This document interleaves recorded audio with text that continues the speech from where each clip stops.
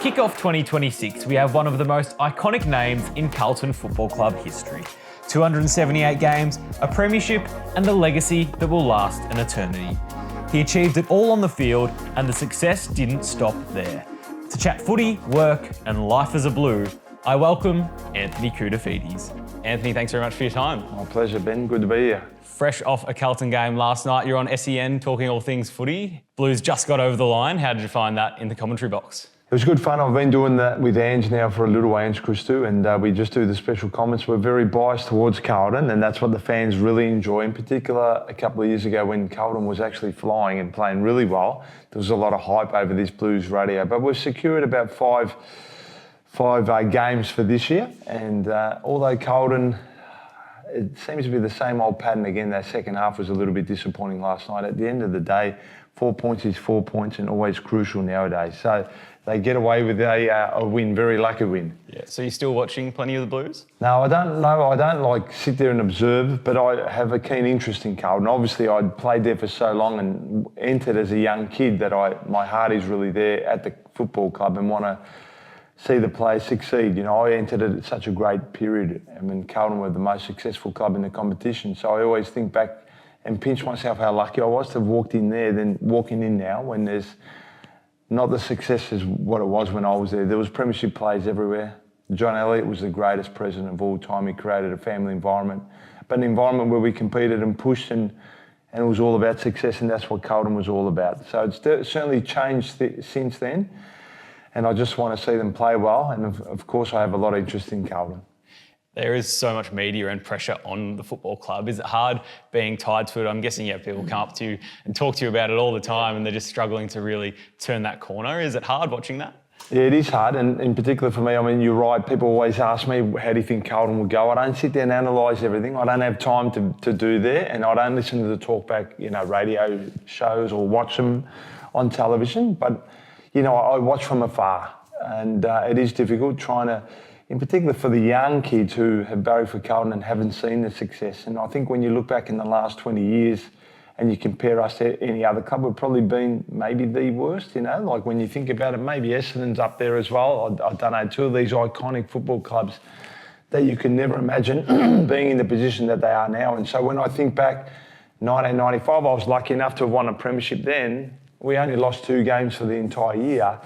No one would have thought 31 years later we'd still be waiting for a premiership. And so it's an incredible, it's not easy to win premierships, and maybe the club took it for granted then, but it's certainly not the club that it was back in those days. One bright light is Jagger Smith, 27 last week, 32 last night. Yeah. Must like the look of him so far. He's superstar. I mean, Carlton lack in a lot of areas, and one is probably skill. And he's one that's different to that. He certainly brings a lot of skill to the table, and his running ability for such a young kid is crazy. The more you hear about his past and, his junior years, and he used to rack up, 40, 45, 50 possessions a game, I feel like that's going to start happening at the senior level as well. And watching him last night, it's not just the one effort, it's the 2 and the 3. I wish I could have done that in my career. I might have excelled even more, but I never had that capability to be able to continually run like what he does. And so he's certainly something special and a bright light for us after losing it, 2, 3, 2 in particular really good players at that football club. We need players like him to step up. Keen to talk all things footy, but want to start with the work life at the moment, because I saw you in action recently, which is why I reached out, working for All Inclusive Life. Can you give us an insight into what that is and how you got involved? Yeah, we basically do innovative programs for people with disabilities. It came upon, I knew a guy who sat me down and asked whether I'd want to train people with disabilities, and I was really keen on doing that, but just the vast difference in abilities made it very difficult in a group environment. And so we thought, what if we put together some programs for them and get them out and put a smile on their face? And it started, thankfully, of course, with the Carlton Football Club. And we did a training day experience for the participants, and they had a wonderful time. And so from that, it grew. I got this little eager thing inside of me to grow it. And it's just been wonderful to think, I've reached out to a lot of people and the people have just been open. So we're very grateful for the opportunity, Australian Open behind the scenes to a Grand Prix pit lane experience. We had the motorcycle Grand Prix last year at Phillip Island. We do a lot of Guard of Honour, NBL basketball training days, game days. They played a game on John Cain Arena at halftime in front of thousands of people there watching. And So it's been a blessing, but it's not just sport. I mean, there's other activities that we do too. You know, chocolate making day. We've had Lamana, they made pizza, cupcake filling, and we had Mr. Bianco, spaghetti, gnocchi, tiramisu. So we're trying to educate them as well. Not everyone loves sport, and we've done food tours with Faye around Coburg to experience different cuisines, you know, from different nationalities and countries, and educate them as well at the same time. So it's certainly become a passion of mine now. I really focus on growing that, and we've got some great programs coming up. And I've got to say, the Melbourne Museum as well, Science Works, so IMAX, and these people have just been wonderful towards us. It must be rewarding being part of it and seeing the joy it does bring. 100%. I mean, when you get the messages, and some people are going to complain, and that's part of life and business, and you've got to accept that. You do one thing wrong and they don't like it, and they're going to complain. But what makes it better is when you get the messages from the participants saying that was the greatest day of my life. And you know, we had the Legends game, Guard of Honour, but at the end of the game, my wife got them into the change rooms, and so they met some of the legends, and the messages just kept coming through. Thank you, it was the best day of my life, it's unbelievable. I got to meet my idol, and that's what it's all about. And so, you know, during COVID, I learned how to be at home, and it's really difficult then to get out and start to mingle with people, and so I can't even imagine what they feel like. So giving them these programs to push them, sometimes you've got to nudge them and push them and get out there and meet other people in the community and get to know them. I think it's the best way of growth for them. You can sit there and talk to people one-on-one, but I think if you mingle with communities and have different activities, that's going to help their growth, and we've found that. So we've seen the growth of a lot of our participants who walk in and become different people afterwards. So what does a week in your life at the moment look like Hectic. from a work perspective? Yeah, what's going on? Really hectic. You know, I'm making phone calls to get more programs done. I still do a lot of footy talks, you know, and people are always reaching out for some sort of thing that they want to do. So life is busy, and then of course you've got to balance that with the family and kids and all those things. And sometimes I'm a bit of a yes man, and but now I'm learning to say no to certain things so I can free up a little bit of time for the family, which has been, you know, good. I'm a go kind of person. I learned that from footy. It doesn't matter whether it's a day off or this day or whatever. Footy was like, if you had to play on that day, New Year's Eve 1999, we had to play. There was no option, and so I guess I grew up through that era, and I still have that kind of mentality about me. What was the New Year's Eve game? That was Carlton versus Collingwood 1999. You probably weren't born then. I was just born, Well, yeah. there you go. So you don't remember it. Fev kicked about, I don't know if he kicked 11 or 12 goals that night. It was sort of his standout game, then he became an absolute superstar after that. But it was, they called it the Millennium Game. And so we played, you know, it wasn't like we were all excited to go and play. That should have been our period off where we didn't have to train. But we just did it because that's what the club required us to do. And part of the contract, we had to do it. And so my mentality I'm a little bit old school in that way, because I got brought up, you know, as a skinny kind of shy kid, not very tough. I went into a system that was very tough, and if I wanted to play and be able to reach my goals, I had to adapt to that, and that's what I did. And so I have that mentality now still. I'm guessing post-game on New Year's Eve there would have been some good celebrations? Yeah, there was. I think I got a corky that night, so I wasn't able to do probably what I wanted to do, but yes, of course, back then, there was a lot of, the culture was a lot of drinking and enjoying ourselves. It was play hard, train hard, but, you know, enjoy ourselves too on the weekend. And there was no mobile phones, and we just had a wonderful time back then. It was such a great period to play footy. And I think I could be a little bit biased, Ben, but the 90s footy to me was, I think, the best era of footy. And 80s was wonderful too, but 90s brought a little bit more skill and just superstars everywhere. Everywhere you looked, there were superstars that played hard and tough and physical footy, you know, and the ball just to and fro, and there's goals kicked and everything. And I think it was a great period to be able to play during that time. Do you think the AFL's tried to over-adapt and adjust the rules? Has that taken it further from that style in the 90s? What do you put the change in? Yeah, they're always trying to adapt and adjust, I guess, to the different times. I mean, the guys now run, they're phenomenal athletes compared to, you know, our day when there wasn't as many athletes, maybe more true footballers. But yeah, it's difficult. It's a tough one because of the hard bumps and, you know, the big tackles, and we don't see the high-flying marks as much as what we used to see back in the day and that as well. And I think that's what made our game so unique. It's still unique, but those things added that little bit extra. When I had my relatives come over, out of all years, they came 1995 and were winning every game except for the two, but they missed that. They came for the last 6 weeks. They fell in love with the game, you know. It's from a soccer background. They never thought for 1 second this Australian rules football would be something that they would enjoy, but they just loved it and thrived on it. And, you know, I gave them the Carlton tracksuits. I think about that now. those 1995 tracksuits. I wish I had them because they're very sought after. And I think I gave all of mine away, but they were glory days. So you spoke about some of the skills correlating from footy to post-life and into your working career. A lot of players, I guess, struggle now adjusting from footy to stepping into the real world, so to speak. How did you find that transition period? Yeah, I thought it would have been easier nowadays for the players, but I'm not sure because I guess they're aware of the past and some of the players and the difficulties they've been through. I mean, in the 80s, people, the players worked and then played footy, and so they were able to just continue on. In our day, we become a little bit more full-time, not knowing. I thought I was ready for after footy life and that as well. It's not easy. I always thought maybe I'd get back into some sort of footy role, and I never did. And all the doors closed for me, but so I really had to grow and find myself during that period. And I think the first 3 years after footy, I was a little bit of a lost soul, to be honest. I had to find myself. But what I did good, and thankfully I did, was I read a lot and still wrote down goals and some of the things that I wanted to achieve in life, and sort of then found my way.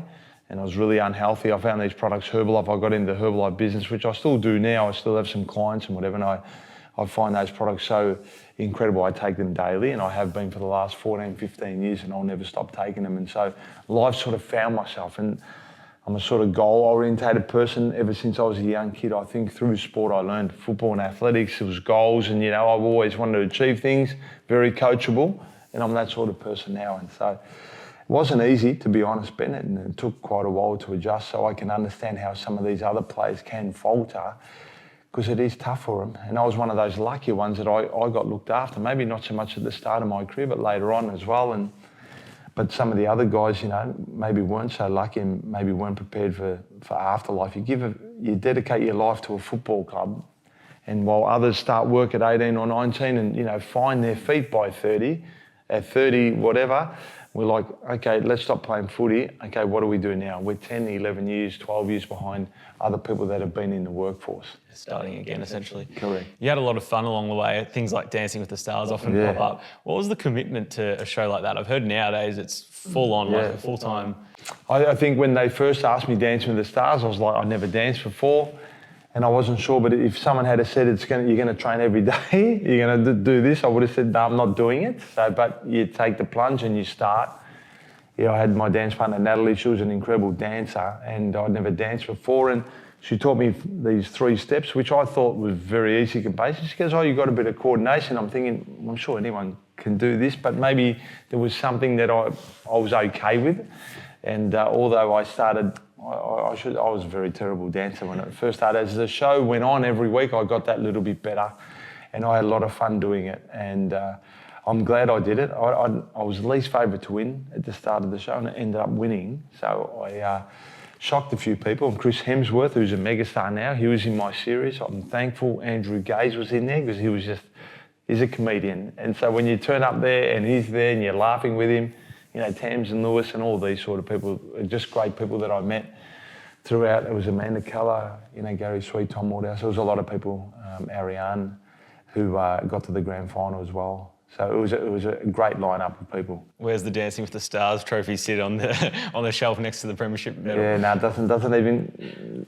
It was a great achievement, but the premiership, of course, that was the greatest day of my life and will always be that way. But when you think about something out of your comfort zone, to be able to do dancing and enjoy that, it was unreal. I used to always think, you watch Ricky Martin sing and dance and do all that, and I was like, man, I wish I could move like him. Never could, but I always thought it would be nice to learn how to dance, and I was able to do it, through a show. It was unbelievable. Another post-footy venture was the Suvalaki store, which got a lot of attention. It did. Was that a PR thing? Was it a genuine interest? No, it really was. I went to their second store in Reservoir. People were talking about these Suvalakis. I went there, I thought, this is the best Suvalaki I've ever had. So I met the franchisors, and they said that they were looking to expand. I thought, I'm interested, let's talk.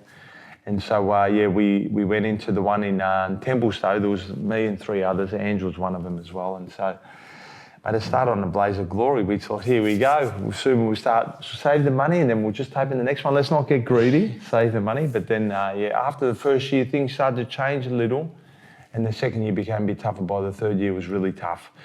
So they expanded so rapidly.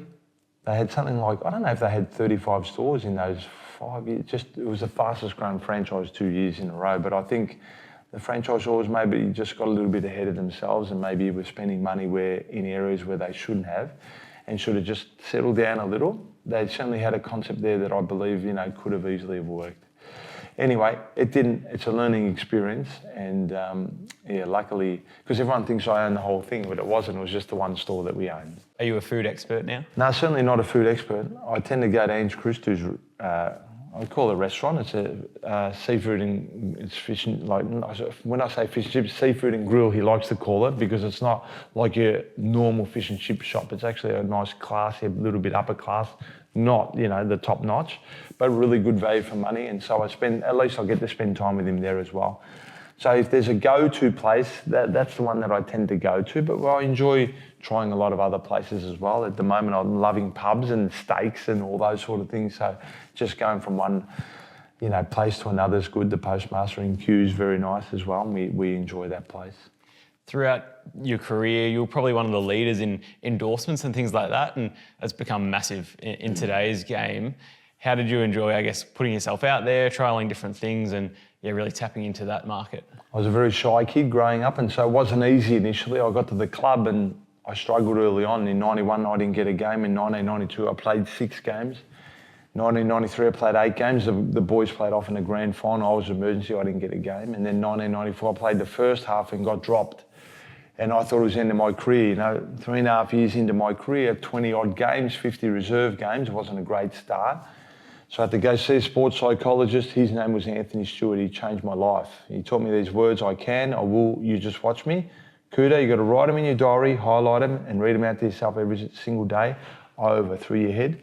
And I did that, turned up the training, focused on certain areas. I can, I will, you just watch me. 2 weeks later, I got picked on the wing and never looked back from that moment. And so then, bang, all of a sudden, number 43s and, the Kouta banners, all these things started to evolve when people finally could see the way that my potential was and how I could play.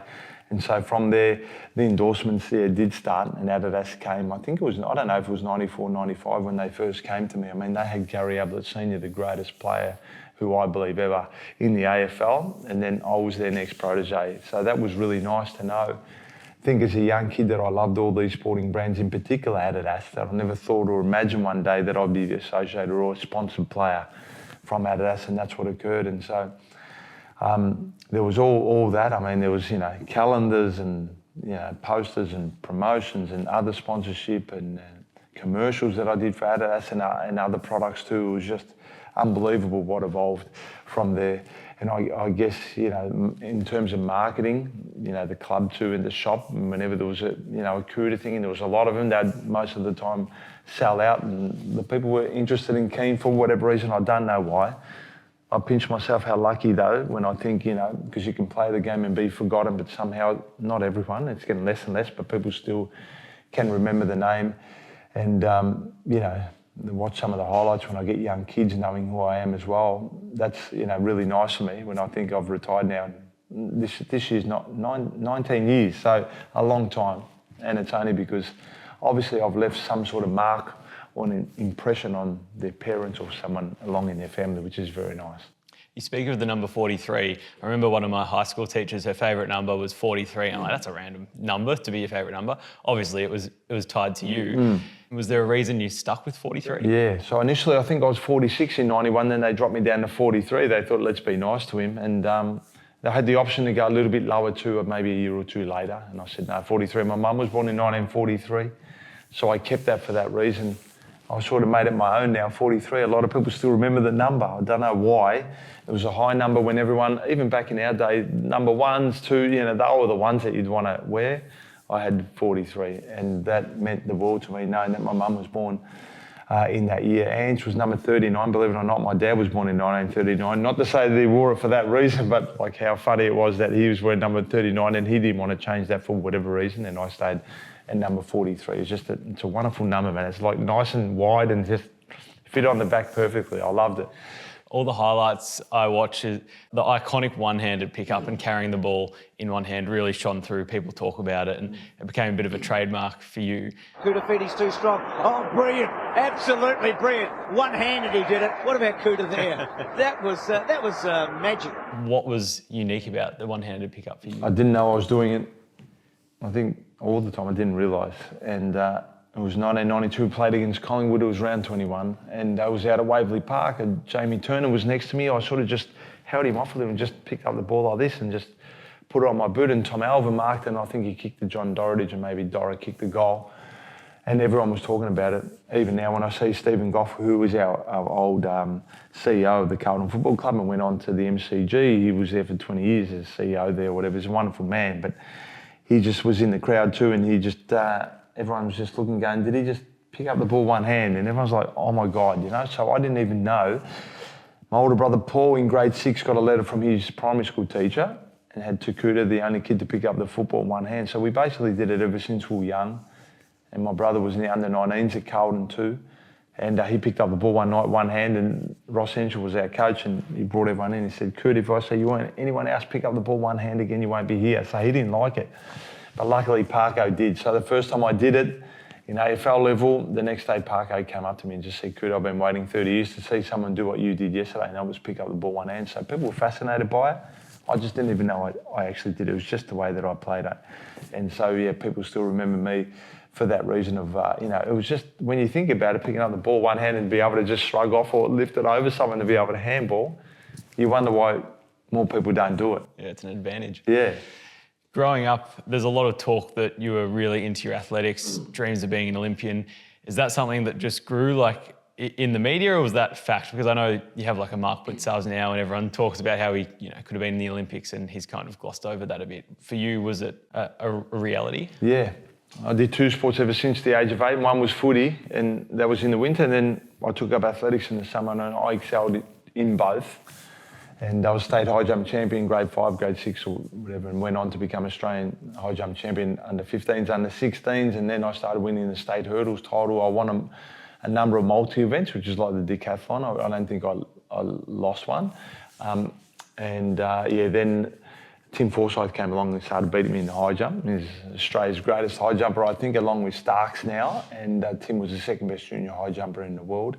And under 17s, I won the Australian title in the hurdles, 110 metre hurdles. So I had the Australian record. And so I had a scholarship offer to go to a college, Division 1 college in America for athletics, and had to decide then at the age of 17 which way to go, athletics or footy. But Carlton presented me with a contract at that stage. And so I chose football. I think it was the obvious one. Being a good European boy, man, I didn't really want to leave home to go and live in America on my own. When I had the opportunity to play here at the Carlton Football Club, though, to me, the footballers were gladiators, and I thought, mate, if I could play there, still live at home with mum and dad, this is what I really want to do. So I was too shy. I think a sport European kid, mum did everything for us. For me to then go and live in America would have been too hard. As much as I really loved athletics, because athletics was like, you start here, there's your finish. First, there's no, you win, you win high jump, you jump higher, you win decathlon, whatever it is, you win. Whereas football was like, I thought he was better today or he was better, and you've got to play in the team aspect of it. But I made the right choice. I mean, to me, to even wear the Carlton tracksuit back in the day, the Carlton jacket was just, mate, if I wore it to high school in year 12, the Carlton tracksuit back then, it was like, man, that's the Carlton tracksuit, That was just so unbelievable. So it wasn't a lot of money. It was $7,800 my first year at Carlton. It wasn't the money.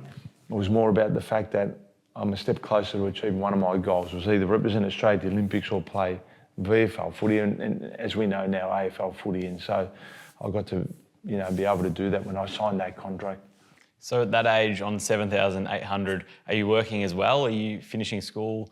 I was at uni that year, not that I lasted the whole year. I was doing primary school teaching, and I got to a point where I think there was about 2 or 3 weeks to go, and I was like, no, this is just not for me. Best I just go and start work. So I did. Ange was working, so I went to work with Ange at Just Jeans at a warehouse. So we would work all day and then turn up to training after. It was a tough life, It wasn't easy, and so we had to earn money, outside of just playing footy, and that's the way that it was. So we'd even sometimes pre-season train in the morning and then train in the afternoon, footy, and work in between. It wasn't easy working at the warehouse and then going to training. And I think I try to tell my kids that's the sort of stuff now, but they don't want to listen to that because they don't want to work that hard, But that's what life was like back then. It really was. We really did, work hard until our contracts started to increase, and we didn't really have to work then or just work part-time.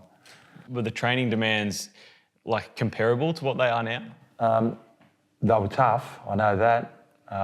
There'd be nothing like the way that they train now, although they might be there all day. There's a lot of recovery and stuff. And my first pre-season, we had, back then the silly stuff, the 50 100s. Robert Walls was doing 100 hundreds. Well, I walked in when we were doing 50 100s, but you had to do them in a certain time. I was in the quickest group because I was the athlete. I had no endurance though, but I was there. So after a few, mate, I was done and dusted.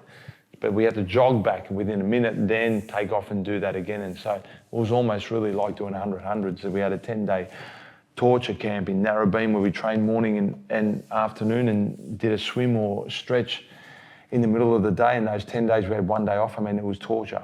It really was. And a few years ago I had to do Dancing with the Stars again and had to stay in Sydney for a couple of weeks. And I got a friend, someone that I knew, to take me to Narrabeen because we had 2 years. My first 2 years of pre-season camp was there. And just, it's hard not to forget. And I had to go back there to just not have peace with it, but just to see, wow, I slept in these rooms here. We trained over here. That's where we went for running, those mountains. And over there was the athletics track where we did the running. Oh, it blew me away to think how hard it was. But that's what footy was like. And I guess if you want to achieve it, they tested you in every aspect of your physicality to see and mentality to see whether you could get through. The times have changed. I know Adelaide obviously copped a lot of heat for their camp back in 2018. Yeah. Do you think there were things you were doing back then that you just no chance would get away with it? No way. And what I hear about Robert Wars before David Parkin came too, the boys went through quite a bit of training and they were different days and that's the way it was. And I think we may not agree to a lot of it, which I can understand, but there's a lot of it I think that the players nowadays can take with them to make them even better person. And maybe mentally, stronger person as well. Because, you look at them and sometimes think, come on, man, you can push through this. And I guess if I had the option if I got hit, to be able to show everyone, I would have done it too. But we weren't allowed to show pain back then. It was a little bit of a different era. But I'm glad I went through that because it just made me better. Because I know I'm not one of those tough, guys that could just go out there and do it. I had to learn it along the way. So you spoke about getting dropped and working through the twos. I actually reached out to my pa. He's been a Carlton fan for over 83 years and I wanted a list of his best Carlton players of all time and you were on there. At what point of your career did you think, I can achieve these great heights? Because it obviously didn't come easy. No. So halfway through 1994, after being dropped, Ben, there's no way someone had said, Kouta, don't worry, everything will be okay. Premiership play, a couple of best and first, a couple of all Australians, mate. Commercials, Adidas. They'll fly you to Germany and check out the head office of Adidas, And at the end of it, Kouta, you're going to be, in the AFL Hall of Fame and you're going to captain the club. I would have said, no, you're mad, right? And I'm sure if I said it to anyone back then, they would have said, you're living in a fantasy world. But that's what occurred. And so the 94 I started to believe. I think David Parkin maybe started to believe a little bit that maybe this guy can play. And then 95, once again, was another growth year for me, a much better year. 96 started in a blaze of glory. And anyway, I still thought it was a really good year, but maybe the media, the expectations on some players are there. So if you're not quite right up there, they're like, oh, no. And so I feel like maybe I could have achieved some more with a little bit of luck. So it all evolved, from there.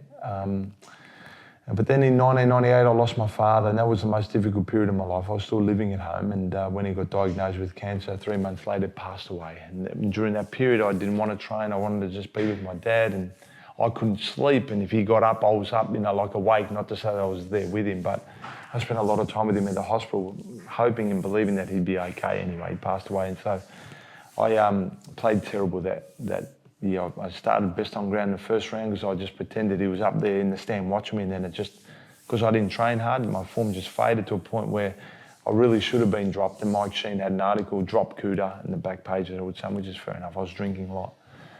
I had to make a decision then on Wayne Britton and Barry Mitchell, my two greatest mentors. They basically said, Kouta, the way you're going, you could be out of the system before you realise it. You've got to make a decision which way to go and what you want to do. And so when I went home, I thought of my dad, and I thought, if he's looking down on me, would he want to just see me drink my life away or play the best footy that I possibly could play, and I knew, right? And I'm like, what an idiot I am. I said, promise Dad, I'm going to train harder than I ever did before, and that's what I did. And so then 99, 2000, 2001 came through the best years of my football career. 2000 being voted most valuable player of the year, and was favourite for the Brownlow. And unfortunately, I finished fourth. I don't know some of the votes there in some of those games that I played, because I think in the media, I don't know if I had 10, 11 or 12, a lot of the media were just best on grammar, you know what I mean, like every week. But anyway, the umpires didn't see it that way. Shane Woden. Correct, you know it, yeah. And not to say he didn't deserve it, because he's a wonderful guy, but it would have been nice to. And then 2001 was another great year. Unfortunately, the injuries sort of started then as well. It was sort of the same time at the peak of my powers. So in 99, this prelim is really famous. Yeah. Kick by Fletcher up towards half forward. By G. He has been sensational in the last quarter. Koutoufides, that is 6 marks. And coming up for his 8th kick in this last quarter. Well, he's been saying to the coaching panel for 2 years he wants to play in the midfield. They've let him loose when it counts most. Was that a bit of a turning point in your career where you're like, I can single-handedly change a game? Maybe. So what happened was in 98, they started playing me at centre-half back. And then I, by the end of the year, really started finding really good form. And so they started me again in 99. I finished second in the club best and first that year, but I missed 5 games at the end playing on Bucks against Collingwood. He was tough. Bucks, he was just such a competitor that I was in the pack, and he must have come across me with his knee, and it just stretched my capsule. I didn't even know. I just went a 3/4 time to the doc. I've gone, mate, have a look at my knee. And so he goes, I'll just keep playing. And I did. And then afterwards I was in a brace and had to miss 5 weeks with a stretch capsule. But I would start there, and then they'd throw me into the midfield, and then I'd start racking up all these possessions. And so centre-half back would stop me play, get a bit of the ball, throw me in the middle, and I'd end up the game playing pretty well. And so that's where it started. Then I came back for the first week of the final, so a little bit unfit. Second week, played nothing too special. But by the third week, started in defence. And I remember 3/4 time thinking, just put me in the midfield. I had a good feel of the game, and I could, run marking. I had a few touches in the back line, and then eventually in the last quarter, 2 or 3 minutes in, Essendon kicked the first goal. They put them further ahead, and they're going, we better get Cooter in the midfield. And I went in there, and we all went crazy, and we ended up winning by 1 point. But it probably was the game where maybe I look back and think, I can do this, man. I can take over games when I need to, and I love playing in the midfield. I played my best footy, although I was utility, I could play anywhere, and I'd played a lot for the club. Sometimes I think if I played solely in the middle, what I could have done potentially, but I have no regrets from it, because being known as one of those first players that's able to play anywhere, and when the club needs you in the forward line, you can go there, or in defence, or in the midfield. I think that made it even extra special. But that probably was a wake-up call for me to go, I can do more than what I'm currently doing. You speak of playing on the likes of Nathan Buckley. Are there players that stand out in your memory that were just the ultimate competitor and really tough to man up alongside? Oh, but they all were in their own way, Buckley, Hurd, Rashudo, Voss, even Carey came to me one day. My toughest opponent was Richo. I could not beat him, mate. It doesn't matter how good I was playing in the back line.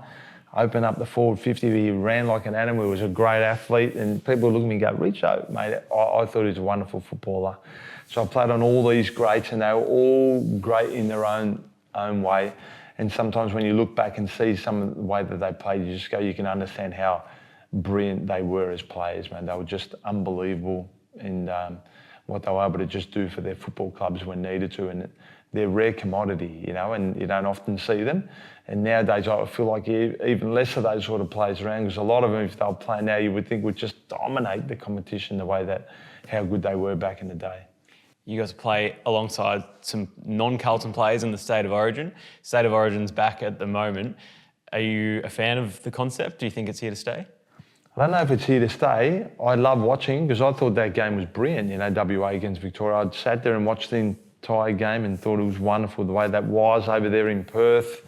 So I'd love to see it. It's never going to be the State of Origin like rugby. I mean, they really, renowned for those 3 games that they play, and all the focus is on that. So I think hopefully here to stay. It would be good to watch. It's just so early in the season, and only Wiedering was the one. But you can just imagine if 1 or 2 go down, and people are just going to go, that's enough of this game, But hopefully they continue on with it. How did you enjoy representing the Big V? I only represented once. I had another opportunity in '96, but I got a corky in the game before, and then I did the Adidas commercial, and by the end of it, I couldn't walk. The strain just blew up, and so I think the Victorian selectors thought I was faking my injury, but I definitely wasn't. So I only had the one opportunity, and it was the worst. I played centre back, and just rained all day, just didn't. So I was on Nick Holland. I didn't want him to get a kick, and so I just stared at him, and both of us didn't really do too much on the day, and Boomer Harvey excelled and played so brilliantly. I mean, those games shouldn't be just locked down. It should be just go out and have a little bit of fun. Because of the weather, I was just like, I didn't know any other way to play. But to be there, and like in '96, to walk in and, you see Tony Lockett and Gary Ablett and Dunstall and all. I think Dunstall was there that year. No, maybe he wasn't so Victoria. Whatever. I mean, Ablett and Lockett and these sort of players was just like, wow. In their presence of these greatness of absolute legends of the game was just unbelievable to experience. One I want to ask you about, obviously we lost Dennis Cometti last week, which was a real tragedy, a great of the broadcasting industry. There's a famous line that's been doing the rounds at the moment, which involved you. Are you across it? Yeah, is that the one more vowels or something than kicks or possessions or something? I think the line's, there's Anthony Koutoufides, more vowels than possessions today.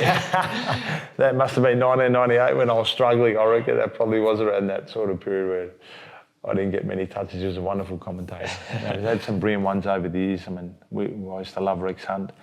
I think Bruce McAvaney, though, in terms of a complete commentator, because I watched him and listened to him back in the 80s when he was commentating the athletics that I love dearly. I mean, Bruce to me was iconic and always will be. But Dennis, just he's left a legacy and just sad loss. Watching footy today, do you see any players that remind you of yourself and the style that you played? Oh, I'm not sure. I've been compared to a lot of players, and Nat Fyfe was one. And I think was it the Bond back in the day? I think maybe Bev compared me a little bit to him, and there might even been Bolter at Richmond and Hardwick said. Then there was Cripper at times and Curnow at times, and there's been quite a few players, compared to me. And they're all brilliant in their own way, But I guess, I don't know. I mean, let's be honest. I mean, someone like Matthew Pavlich, who played middle, forward and back, and Adam Goods. I mean, these were the guys that came after me, didn't they? And they sort of walked in midfield, was a bit taller than me. So I was the first big guy to walk in the midfield, bit of size, and you can get the ball out and do all that. Then they came and probably took it to another level as well with their athleticism. And so those sort of players have, continued on, and then Nat Fyfe came along, and he was the one that could play a little bit like that as well. So I just love the fact that even to get compared to some of these greats is nice to hear your name and them comparing you to is, you've done something right, in your time. Do you have a current favourite player to watch? Oh, it was Charlie Curnow. He's moved on though. I still love the guy, and even like Tom DeConey who's gone. They're just really good people. I don't know, off the top of my head, who I love. I mean, lately Bontempelli's been playing so good, but I think if you ask me, Nick Dacos is the best player in the competition, so he's the one. I mean, you see him touch the ball and get the ball, and he does something with it. It's not just a scrappy. He changes games. So we don't like Collingwood. We loved his dad. I grew up as a Collingwood supporter, but if we're going to be honest, I mean, Nick Dacos to me is the best player in the comp. Last one, for the Carlton fans listening, is there hope in the near future for a premiership drought breaker? What time frame are you giving us? There's always hope. There's always hope. This year's the one, everyone's under pressure at the club. Vossi's under pressure. The players, can they perform? Will they do it for Vossi? Is the game plan? Will they step up, stand up? Are they going to change around a little? It looks like they're changing a little. And footy can turn very quickly. There's always that example of Brisbane Lions back in 2001, we destroyed them. It was round 6 or 7. We beat them by over 10 goals, and one of my teammates was laughing in the shower going, how bad are they? They drew the next week and didn't lose one game after that, and went on to win a premiership and then go on for the three-peat. And I think Geelong in 07 may have started a bit slow, got into gear and ended up winning that year as well. So we can never write off a team early in the year because we just never know how they can perform. But to be honest, right now, you look at Carlton, there's a lot of deficiencies, and whether they can turn that around is the question mark. It might take a little bit longer, but I'm hopeful. I mean, it's the Carlton Football Club. we hope that one day we get to see. We got a glimpse of it 2 or 3 years ago, how powerful and incredible this football club is when they started winning and beating Swans and then Melbourne in that final with 96,000 people just screaming. The stands were moving. That's the Carlton Football Club. Hopefully it's not too far away. And I'd love to see Vossi win a premiership, whether he's there or not. I'd love to see him win a premiership with the Carlton Football Club. And I always said to him, mate, you win us a premiership, I'll be more than happy to sign a petition to get a statue of you in the front. You know, I respected him as a player. I love playing on him because he's just an honest, hard player, and he's a great guy. So hopefully they can. That probably doesn't sound too optimistic, does it? I'll just sort of work around the circle. But anyway, we'll see what happens.